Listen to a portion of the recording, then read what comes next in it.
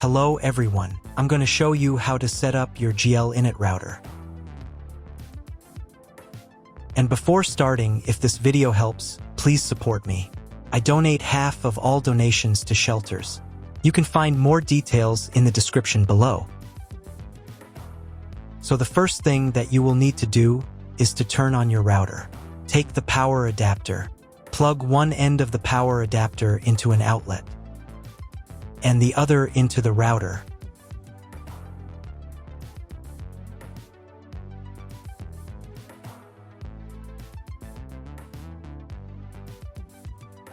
When the router is turned on, the power indicator will be lit. It may take a few minutes for it to completely turn on. Next, plug the cable from your internet service provider or from your modem into a special internet port. This port is usually labeled as internet, and usually it has a different color. Each cable should be inserted until it snaps into place. Now you need to restore the router to its factory settings. Hold down the reset button on the router for 10 seconds. Wait until the indicator lights on the router start flashing. Sometimes this button is located inside the router casing to avoid accidental pressing. In this case, use a thin object to press on it.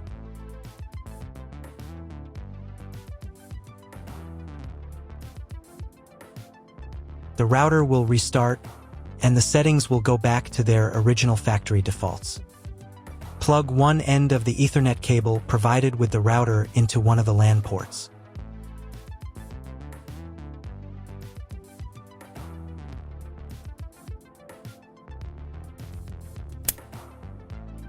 And plug the other end of the cable into your computer's Ethernet port. Wait a few minutes for connection.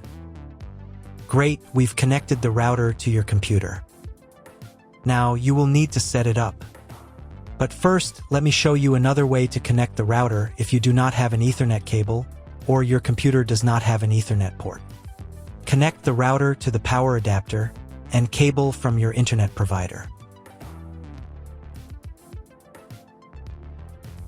This will enable Wi-Fi. If your router is new and hasn't been set up, your Wi-Fi network will be named after the router. Your router has a unique Wi-Fi network name and password printed on a sticker. Connect to it. Great, you've connected to the router. Now let's start setting it up. First, open your browser and go to the link you see on the screen. Make sure to type the address directly into the browser's address bar, not the search bar. If you see a login page asking for a password, it means your router has already been configured. Ask the person who previously set up the router for the password. If you're unable to get it, you'll need to reset the router to its factory default settings. After that, try accessing the router's admin panel again.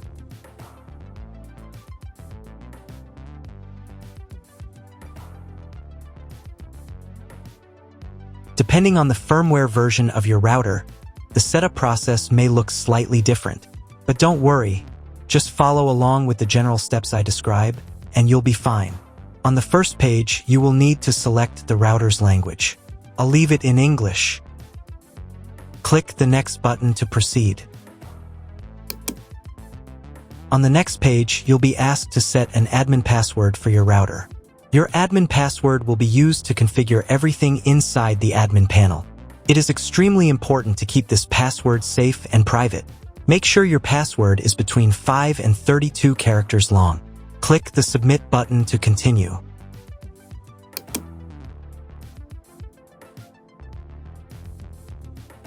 Now it's time to choose your internet connection type. This information can usually be found in your internet provider's contract or welcome documents. Click on the Modify button to open the options. From the drop-down list, choose the correct connection type for your network. Again, this should match what your internet provider has given you. If you're unsure which one to choose, select this default option. It's the most commonly used. Click the Apply button to save your selection. Now let's change the name and password of your Wi-Fi network. From the menu, click on Wireless. Then, on the wireless page, click the Modify button. In this field, enter the new name for your Wi-Fi network. In the next field, enter your new password.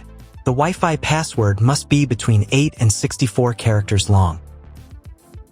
Click the Apply button to save your new network name and password.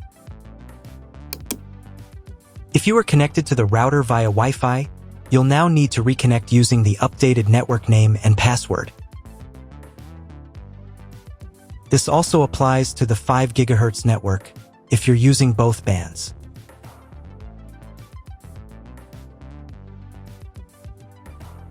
After updating the 5 GHz settings, don't forget to click Apply again.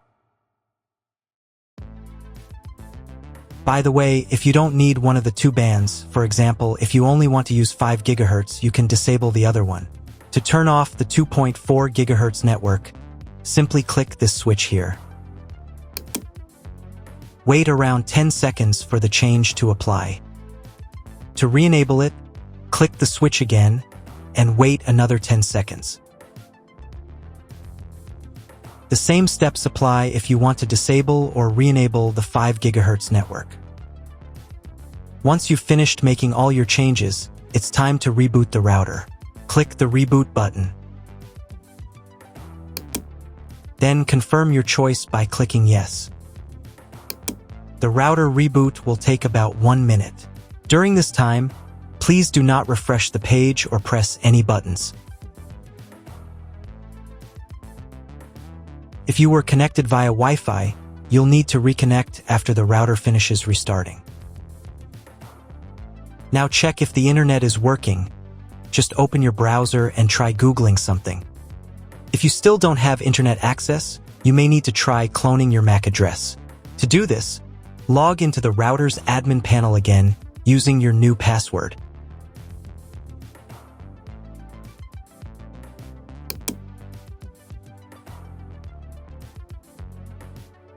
Navigate to the More Settings tab.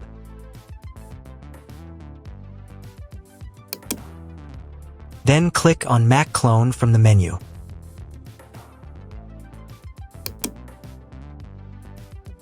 On this page, select the option from the drop-down menu that includes the word clone in parentheses. Your MAC address may look different from mine, and that's completely fine. Click the Apply button to save this setting.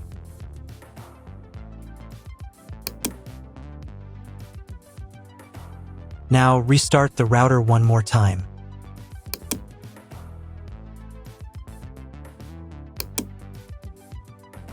Wait for about 1 minute while the router reboots.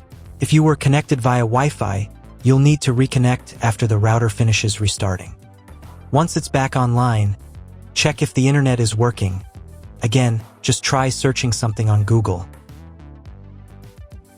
If it still doesn't work at this point, it's time to contact your internet service provider. They will let you know the exact connection type required and provide any additional settings or login credentials if needed. That's all. If my video was useful, please support my work. I donate half of all donations to shelters. You can find more details in the description below.